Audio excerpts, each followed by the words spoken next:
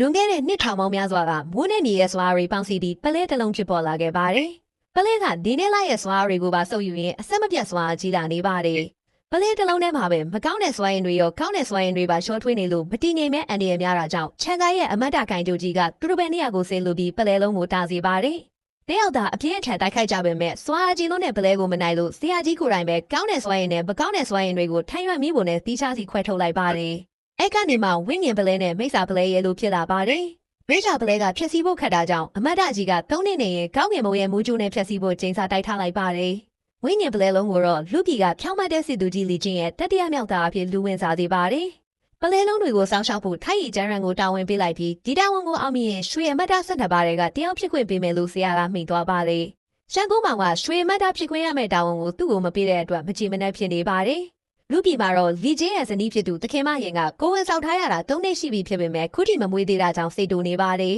။တရက်မှာတော့ထိုက်ရီရောက်လာပြီးတခင်မကိုမြဖွားနိုင်ဖို့ကူညီပါတယ်။သူကပလဲလုံးတွေကိုစောင့်ကြည့်နေတော့မဲ့ဆရာရူနီကသူ့စီကပလဲလုံးတွေကိုခိုးသွားပါတယ်။ပြီးတော့လီချင်းတို့စီမှာမွေးဖွားရမယ့်ဝိညာဉ်ပလဲအစားမိစ္ဆာပလဲကိုထားခဲ့လိုက်ပါတယ်။ထိုက်ရီနဲ့လီချင်းတို့ကတိတိကျင်းထားပေမဲ့နောက်ကျသွားပြီးဖြစ်ပြီးတခင်မကနတ်ဆုပ်ကလေးတယောက်ကိုမွေးဖွားလာပါတယ်။မွေးလာတဲ့ကမိတော့တွေနဲ့မြင်းမြင်းသမျှအကုန်လုံးကိုဖျက်ဆီးပြပါတယ်။အဲဒါကြောင့်ထိုက်ရီကမိစ္ဆာလေးကိုထိတ်ချုပ်ဖို့အတွက်ဒီလပင်လယ်နဲ့တဲတို့ရဲ့စွာတွေပေါင်းဆက်ထားတဲ့ခြံခွေးတန်ခွင်းကိုလဲပင်မှာဆုပ်ပေးလိုက်ပါတယ်။မိစ္ဆာလေးရဲ့စွာကိုထိန်းချုပ်လိုက်တဲ့အခါမှာတော့မိတော့တွေနဲ့မိစ္ဆာလေးကတာမန်ကလေးတယောက်လိုဖြစ်သွားပါတယ်။ထိုက်ရီကမိစ္ဆာလေးကိုတခါတည်းတပ်ဖို့လုပ်ပေမဲ့မိဘတွေကသူ့ကိုမွေးထားတဲ့သားလေးကိုမတည့်ရတာကြောင့်ထိုက်ရီကိုတားပါတယ်။ပြည်သူတွေအားလုံးကတော့မကောင်းဆိုးဝါးကလေးဖြစ်လို့တပ်ဖို့ကိုပဲတိုက်တွန်းကြပါတယ်။လီချင်းကသူကားလေးနေကြဘသူ့ကိုမှအန်ရမပေးအောင်အဖြစ်လုံးဝမထွက်စေဖို့တေချာဂီယူဆိုင်ပါမယ်လို့ပြည်သူတွေကိုခရီးပေးပါတယ်။ဒီကြားကတခုခုမှားလုပ်ခဲ့ရင်သူ့အသက်နဲ့အလျှော်ပေးပါမယ်လို့ခရီးပေးတော့ပြည်သူတွေလည်းထောက်မှတ်ပြီးဂုံတိတ်ခါကြီးတဲ့လီချင်းကိုဘလို့ဆိုင်ရဖြစ်သွားပါတယ်။ထိုက်ရီကဒီပလဲကိုခုမတက်လဲနောက်3နှစ်နေရင်သူ့ဆရာရဲ့ကောင်းငင်ချင်းသားကြောင့်မူးကျုပ်ပြပြီးတင်မှလို့ပြောပါတယ်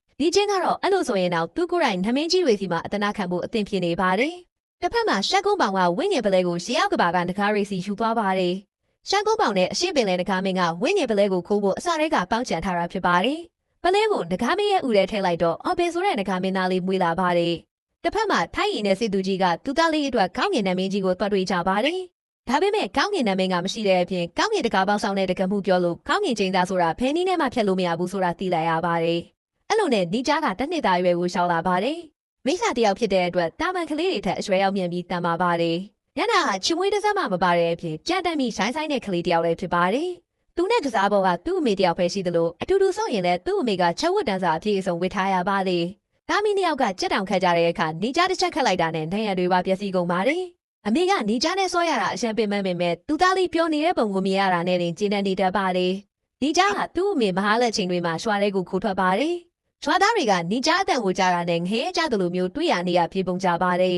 ။ဒီကြားကလည်းအဲ့လိုပုံနေတဲ့လူတွေကိုချောင်းနိုင်ရတာအရှမ်းကြိုက်ပါတယ်။သူ့ကိုမိစ္ဆာလို့ခေါ်တဲ့ကလေးတွေကိုလည်းဒုက္ခပေးတတ်ပါတယ်။အဲ့လိုတွေလောက်တက်လို့ပဲဒီကြားကိုအကာအကွယ်စီးထဲမှာထားရပါတယ်။သူတခါပြဿနာရှာတိုင်းအကာအကွယ်စီးကိုကျင်းလာရင်ကနေအကာအကွယ်ကသူ့အဆောင်ပက်လဲထီရှောင်နေပါပြီ။အမေဖြစ်သူကတော့3နှစ်ပြည့်ရင်သားလေးတင်မှာဖို့ကျန်တဲ့2နှစ်မှာညီကြားကိုပြောအောင်ထားခြင်းပါတယ်။အဖေကတော့သူ့သားကိုလူတွေအားလုံးကမိစ္ဆာကောင်းလို့တီးတဲ့အထိမမြင်စေချင်တာကြောင့်ကျန်တဲ့2နှစ်မှာသူ့ရဲ့သားကြီး2ယောက်လိုပဲညီကြားလည်းအမတ်တာတစ်ပါးဖြစ်အောင်လေ့ကျင့်ပေးဖို့ဆုံးဖြတ်ထားပါတယ်။နောက်တစ်နေ့မှာတော့ထုံးစံအတိုင်းညီကြားကခိုးထွက်လာတော့လေးပေါ်မှာပြန်နေတဲ့ပကြီးကားတစ်ချက်ကိုတွေးလို့ထိကြည့်လိုက်တာပကြီးကားထဲဝင်သွားပါတယ်။ညီကြားကိုပကြီးထဲဆွဲခေါ်လိုက်တာထိုက်ရီဖြစ်ပြီးပကြီးကားထဲကအရာတွေကိုပေါ်ဆုပ်တန်နဲ့ကြိုက်တယ်လို့ပုံဖော်နိုင်ပါတယ်။ထိုက်ရီကဒီเจ้าကိုခွန်လွန်နဲ့မော်ပညာသင်ပေးမယ်လို့ပြောပြီးသူ့ကိုဆရာလို့ခေါ်ခိုင်းပါတယ်။ဖက်တီကိုအထင်မကြီးတဲ့ညီကြားကတော့ခီးယူမဆိုင်ပဲတေးပေါင်းနေလို့ထိုက်ရီကပုံစံပြောင်းကာထားနဲ့ညီကြားကိုပညာပြလိုက်ပါတယ်။ညီကြားကတခြားသူတယောက်လိုသူ့ကိုယ်သူပုံစံပြောင်းနိုင်တဲ့မော်ပညာသင်ပေးခိုင်းတော့ထိုက်ရီကသူ့ကိုယ်တိုင်တော့အဲ့လိုအစင်မြင့်မော်ပညာမတက်သေးလို့အခြေခံကနေပဲစာလေးကျင်းမှုပြောပြီးအိမ်နေပါတယ်။ညနေဆောင်တော့သူ့ကိုတခင်မကလာထိုးပြီးညီကြားဖမာလဲလို့မေးပါတယ်။ထိုက်ရီလည်းပြပြတလဲတဲ့ညီကြားကိုရှာတော့ရှင်းနေတဲ့ညီကြားကိုတွေ့လိုက်ရပါတယ်။အသက်ပြတ်ဆဲပြီးအသက်ကဲနေချိန်သူကဲနေတာညီကြားမဟုတ်ပဲဖားတကောင်ဖြစ်နေပါတယ်။တကယ်တော့တခင်မမှညီကြားဖြစ်ပြီးသူကပုံစံပြောင်းတဲ့အတက်ကိုတည့်ရထဲနဲ့တက်သွားပါတယ်။ပြီးတော့ဆရာကူပါပြတ်မွေတာကြောင့်ထိုက်ရီခမဖားစိမ့်မိသွားတဲ့အပြင်ဖင်မိနိုင်ခံလိုက်ရပါတယ်။ညီကြားရဲ့မိဘတွေရောက်လာတော့ထိုက်ရီကသူ့ကိုဆရာတင်ဖိစာနေနေတဲ့ပညာတွေပါသင်ပေးမယ်လို့ညီကြားကိုပြောပါတယ်။ညီကြားကတော့အဲ့လိုဖိစာနေမိလူခဲ့ရတဲ့အလုပ်ကသူနဲ့ဖားမမဆိုင်လို့မတင်ဘူးလို့ညင်ပါတယ်။တကယ်တော့ညီကြားကလည်းလူတွေရဲ့အတိမတ်ပြုခံခြင်းပဲမဲ့လူသားတွေကသူ့ကိုငငယ်တိုင်းကဗိစာလို့ဆက်ဆက်ခဲ့ကြလို့စိတ်နာပြီးမုန်းနေတာဖြစ်ပါတယ်။သူ့ကိုမုန်းတဲ့လူတွေကိုဖဲနီးထဲမှာမကာကွယ်ပေးနိုင်ဘူးလို့ညင်ပါတယ်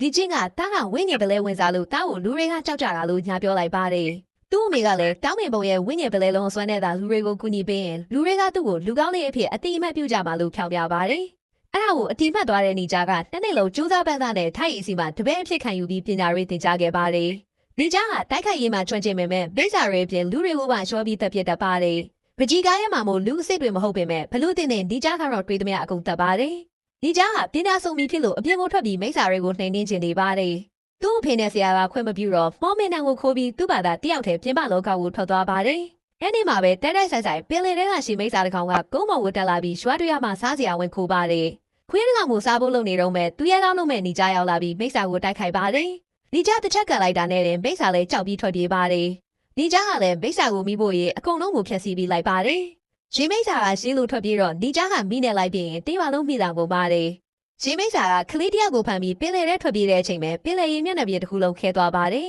။ရေရခဲအောင်လုပ်လိုက်သူကတော့ဝေးအောင်ကျူနဲ့သူ့လိုစင်လိုလူတယောက်ဖြစ်ပါတယ်။သူကမျက်နှာကိုအုပ်ထားပြီးမျက်စိတမိတ်အတွင်းမှာပဲကလေးကိုကဲလိုက်ပါတယ်။ဒီကြားကတော့ရှင်မိစ္ဆာကိုသူ့ရင်တွေ့တာဖြစ်လို့ကလေးကိုလည်းသူပဲကဲမယ်ဆိုပြီးရှင်မိစ္ဆာလက်ထဲကလေးကိုပြတ်ထည့်ပေးလိုက်ပါတယ်။သူ့ရန်သူကလာလို့တဲ့ဝေးအောင်ကျူနဲ့ကောင်ကိုလည်းတိုက်ခိုက်ပါတယ်။တိုက်ခိုက်နေရင်ဒီကြားကဝေးအောင်မို့ချလိုက်တော့တစ်ဖက်လူကခေါင်းမှာဂျိုးသေးသေးလေးတွေရှိနေတာကိုတွေ့လာရပါတယ်။တကယ်တော့သူကဝင်းငယ်ပလဲကနေပွေးဖွားလာတဲ့တကားမင်းသားလေးအော့ပင်ဖြစ်ပါတယ်။ဒီကြားတို့နှစ်ယောက်တိုက်ခိုက်နေတော့ရှင်မိစ္ဆာကသူ့ပါးစပ်ထဲကနေဘူပေါင်းတွေထုတ်လိုက်ပါတယ်။ဒီကြားကဘူပေါင်းကိုထိလိုက်တော့သူ့လက်တစ်ဖက်ကကြောက်တုံးဖြစ်သွားပါတယ်။ရှင်မိစ္ဆာကကလေးကိုပြူချလိုက်တဲ့အခါဂျိုးနဲ့ကောင်ကဘူပေါင်းတွေကိုအထက်ကျတာရှောင်ပြီးရှင်မိစ္ဆာပိုက်ထဲကနေကလေးကိုပြန်ထုတ်လိုက်ပါတယ်။ဒါပေမဲ့ကလေးကရှင်မိစ္ဆာရဲ့တရေတွေနဲ့ထိထားတာကြောင့်သူတို့နှစ်ယောက်လုံးကြောက်ရွံ့ဖြစ်သွားပါတယ်။ခဲနေတဲ့ဂျိုးကောင်လေးနဲ့ကလေးကိုရှင်မိစ္ဆာကတပ်ဖို့လုပ်နေတော့ဒီကြားကဝင်တိုက်ခိုက်ပါတယ်။ရှင်မိစ္ဆာကဘူပေါင်းတွေထုတ်ပြီးတိုက်ခိုက်တော့နီဂျာကဂျိုးနဲ့ကြောက်ရွံ့ကောင်ကိုကင်ပြီးမိစ္ဆာကိုရှိုက်လိုက်ပါတယ်။နောက်ဆုံးမှာတော့မိစ္ဆာလည်းနီဂျာကိုကြောက်သွားပြီးအစိတ်ဖြည်သေးထုတ်ပေးလိုက်ပါတယ်။ဖြည်သေးကြောင့်ပြန်ကောက်သွားကြတော့အော်ပင်ကရှင်မိစ္ဆာကိုဘာမှမလုပ်တော့ပဲနောက်ကိုမကောင်းတာတွေထပ်မလုပ်ဖို့ပဲဆုံးမလိုက်ပါတယ်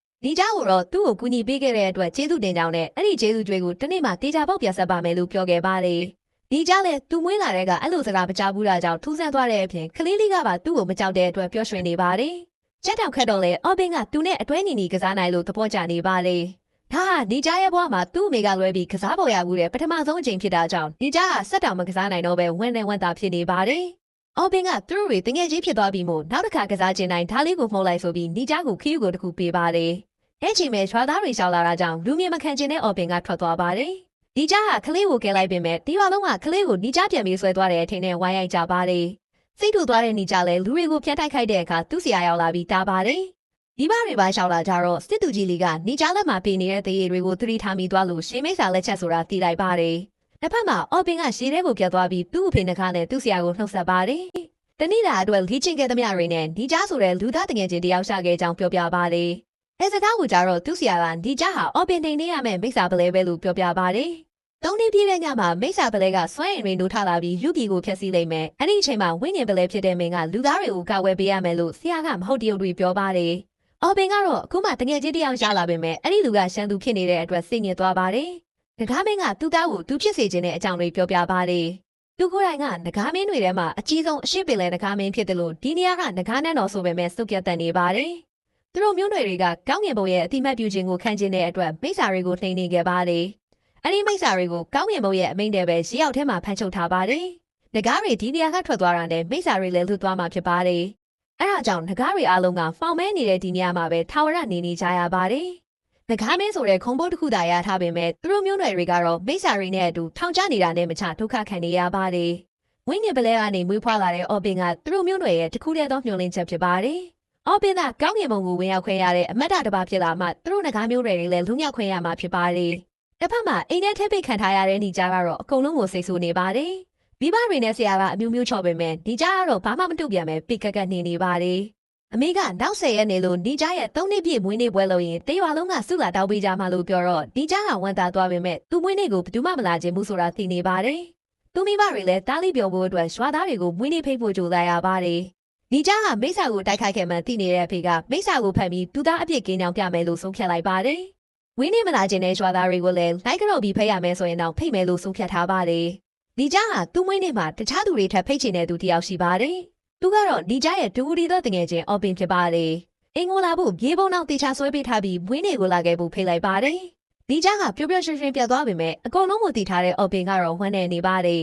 လိုနဲ့ဒီကြားရဲ့မွေးနေ့ကြောင့်လာတော့အော်ပင်ကလူသားတွေကိုကဲတင်မှုအသင်ဖြစ်နေပါတယ်။ငကားတွေကသူတို့ကိုရဲ့အမကျော်ဆုံးအချင်းကုန်တွေကိုခွာပြီးအော်ပင်အတွက်ဘာနဲ့မှမထိုးဖောက်နိုင်တဲ့ချက်ဝတ်တစ်ခုဖန်တီးပေးလိုက်ပါတယ်။တစ်ဖက်မှာတော့ဒီကြားရဲ့မွေးနေ့ပွဲကိုရွာသားတွေအားလုံးကမပြုံးမရွှင်နဲ့တက်ရောက်လာကြပါတယ်။ကျင်းသူကြီးကလည်းခလေးကိုသူသားမခိုးကြောင်းတက်တည်ပြဖို့အတွက်ရင်းမိတ်စာကိုဖန်ထားပါတယ်။မွေးနေ့ပွဲမှာမပြောရသေးခင်ဆရာဦးလေးရှမ်းကုန်းမောင်ရောက်လာပြီးအဖြစ်မှန်တွေအကုန်လုံးကိုပြောပြသွားတော့နေကြားဟာစိတ်ပြက်လက်ပြက်ပုံစံနဲ့ပွဲလေကိုရှောက်လာပါတယ်။ဆရာကနေကြားကိုမွေးနေ့လက်ဆောင်အဖြစ်မိလန်နဲ့ဝိညာဉ်ပူပွားကိုပေးပါတယ်။သူ့ရဲ့စီတော်ရင်ကိုလည်းလက်ဆောင်ပေးလိုက်ပြီးနေကြားစီရောက်တော့ဝက်ကနေဘီခွင့်နေဖြစ်ပြောင်းသွားပါတယ်။သူကပိုင်ရှင်ရဲ့စိတ်အတိုင်းပြောင်းလဲပေးနိုင်တဲ့စီတော်ရင်ဖြစ်ပါတယ်။အဖေကတော့နေကြားကိုအေးချမ်းစေတဲ့အဆောင်လက်ဖွဲ့တစ်ခုလက်ဆောင်ပေးပါတယ်။နောက်အနာဂတ်မှာတားကဘာတူလဲဆိုတာကိုတားကိုယ်တိုင်ပဲဆုံးဖြတ်ပါလို့လည်းမှားပါတယ်။နေကြားကသူ့မှာအနာဂတ်ဆိုတာမရှိတော့ပဲသူချိန်စာမိနေတာဒီကြောင်ပြောပြလိုက်ပါတယ်။ပြီးတော့ရှမ်းကုန်းမောင်တင်ပေးခဲ့တဲ့ကာထာနဲ့သူ့လေပင်ကခြံခွင်းတန်ဝင်ကိုဖြေလိုက်ပါတယ်။အချုံးအောင်မရှိတော့တာနဲ့တပြိုင်နက်နတ်ဆိုးစွားရင်တွေကအပြေးဝနိုးထလာပြီးဒေါသတကြီးနဲ့အကုန်လုံးကိုတိုက်ခိုက်ပါတယ်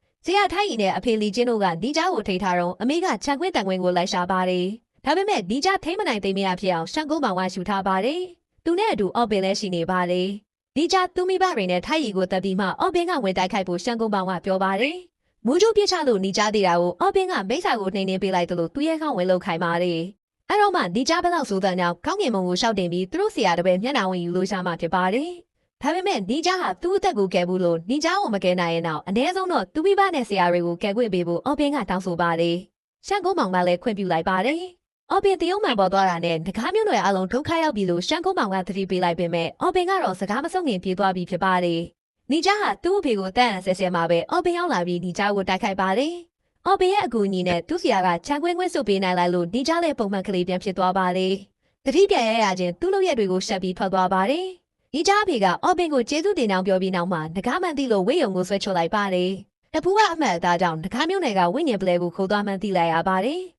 ထိုက်ရီကငကားမျိုးနွယ်တွေရဲ့အဖြစ်တွေကိုသူ့ဆရာစီမှာတင်ပြမယ်လို့ပြောတော့ရှမ်းကုန်းမောင်ရောက်လာပြီးပလဲကိုခိုးတာသူဖြစ်ကြောင်းဝန်ခံလိုက်ပါတယ်။ငကားမျိုးနွယ်တစ်ခုလုံးရဲ့ကံကြမ္မာကအော်ပင်အပေါ်မူတည်နေတာကြောင့်အော်ပင်ကအဖြစ်မှန်တွေတည်သွားတဲ့ရွာသားတယောက်မကြံကိုတက်ဖို့တနည်းပဲရှိပါတော့တယ်။သူကပင်လယ်ထဲကရှည်တွေကိုစုပ်ယူလိုက်ပြီးရှေခဲအဖြစ်ပြောင်းလိုက်ပါတယ်။တရွာလုံးကိုပင်လယ်ရဲအောင်မြုပ်ပြစ်မဲ့အချိန်မှာတယောက်တည်းထွက်သွားတဲ့နေကြားကိုစီးတော်ဝက်ကမှတ်ညာတစ်ခုပြန်ပြပါတယ်။သူ့အဖေနဲ့ထိုက်ရီတို့မိုးနဲ့မေစီသွားတော့ကမှတ်ညာဖြစ်ပြီးတကားဆောင်ကကျင်းစားခုမဖြစ်နိုင်ပေမဲ့ဆွဲပြောင်းယူပေးမဲ့လို့ရှိရင်နေကြားကိုကဲနိုင်ကြောင်းလီချင်းကိုပြောပြခဲ့ပါတယ်။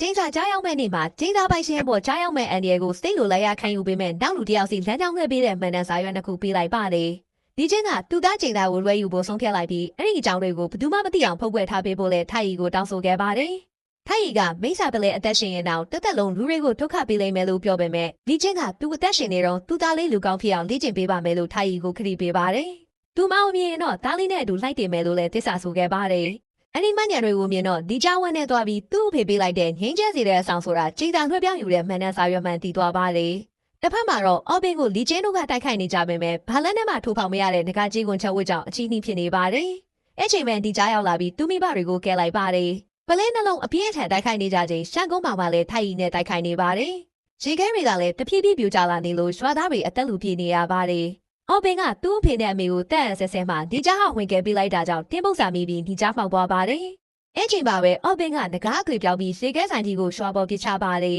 ။ဒီကြားအဲ့ဒါကိုတားနိုင်ဖို့ခြံခွင်းကိုချုပ်ပြီးသူ့စွမ်းတွေကိုလှုပ်ပေးလိုက်ပါတယ်။ဒါပေမဲ့အတိတ်လုံးဝလို့မသွားအောင်ခြံခွင်းကိုလက်မှာဝေထားလိုက်ပါတယ်။ပြီးတော့ရေခဲလုံးကြီးကိုသူ့ရဲ့ဘီးကစွမ်းနဲ့လွှမ်းချုံပြီးအရှိဖြောပြလိုက်ပါတယ်။အော်ပင်ကိုလည်းတက်လို့ရပေမဲ့သူ့ရဲ့တူရီတော့တငယ်ချင်းကိုမတက်ရလို့ကိုကဘာတူလဲဆိုတာကိုယ်တိုင်ပဲဆုံးဖြတ်ဖို့ပြောပါတယ်။မိစ္ဆာပလဲကမွေးလာလို့လူတိုင်းကမိစ္ဆာလို့တတ်မှတ်တာပဲခံရပါစေဝိညာဉ်ပလဲကမွေးလာပေမဲ့တကားမျိုးနွယ်ဖြစ်လို့လူတိုင်းကမိစ္ဆာလို့တတ်မှတ်တာပဲခံရပါစေကိုရဲ့ဖြစ်တည်မှုကိုဘလူကန်ကြမာကကာစီနေပါစေအဲ့ဒီကန်ကြမာအဆုံးထိရှင်းဆိုင်တိုက်ခိုက်သွားဖို့အော်ပင်ကိုပါခဲ့ပါတယ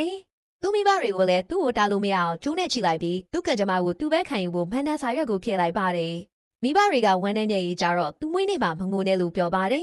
မိဘတွေကိုဥချကြော့လိုက်ပြီးနောက်မှကျင်းစာမိုးကျိုးကသူ့ပေါ်ပြချလာပါတယ်အော်ပင်ကပါမိုးကျိုးဆက်ကွင်းနဲ့ဝင်သွားပြီးငကားချုပ်ဝန်းနဲ့မိုးကျိုးကိုခါပေးလိုက်ပါတယ်။ရှက်ကုန်းပေါင်ကတော့ရှုပ်ထွေးလာတဲ့ပြဿနာတွေကလုံအောင်ခပ်ပြေးသွားပါတယ်။ကျင်းသားကိုဘာကမှမဟန်သားနိုင်ပေမဲ့သူတို့နှစ်ယောက်ဆက်တွဲလိုက်တဲ့အချိန်မှာမိစ္ဆာပလဲနဲ့ဝိညာဉ်ပလဲတို့ရဲ့အစားမူလပလဲရဲ့ဂုံတက်တီကပြေဆုံးသွားပါတယ်။မူလပလဲကစွမ်းရည်ပန်သမျှကိုစုပ်ယူနိုင်စွမ်းရှိတာကြောင့်မိုးကျိုးတွေကိုလည်းစုပ်ယူပြပါတယ်။ဒါပေမဲ့အဲ့ဒီစွမ်းရည်တွေကြောင့်ပဲတီတော့မဲ့အချိန်မှာထိုက်ရီကပါဝေကူညီပေးလိုက်ပါတယ်။မိကြားနဲ့အော်ပင်တို့ရဲ့ခန္ဓာကိုယ်တွေကပျက်စီးသွားပေမဲ့ဝိညာဉ်တွေကတော့အသက်ရှင်ခွင့်ရသွားပါတယ်။ ဖက်ရီကနေပေါင်းရာချီချစ်ကြံခဲ့တဲ့စွာရီအကုန်လုံးကိုစတေးပြီးဒီကြားတို့နှစ်ယောက်ကိုကဲလိုက်တာဖြစ်ပါတယ်။ယူသားတွေအားလုံးကဒီကြားကြောင့်မှအော်ဘီရဲ့ရှေခဲတုံးကြီးမပြီးပဲအသက်ရှင်ခဲ့တာမို့ဒီကြားကိုဥညွတ်အယုတ်သေးပေးကြပါတယ်။လူတယောက်ကသူ့ကကြမ္မာကိုပြောင်းလဲနိုင်လာလို့မင်းရေးရတဲ့အဖြေတစ်ခုဘယ်သူမှမပေးနိုင်ပေမဲ့ဒီကြားရဲ့ကကြမ္မာကတော့ကိုယ့်ကကြမ္မာကိုပြန်ဆက်ခြင်းမှုပဲဖြစ်ပါတယ်။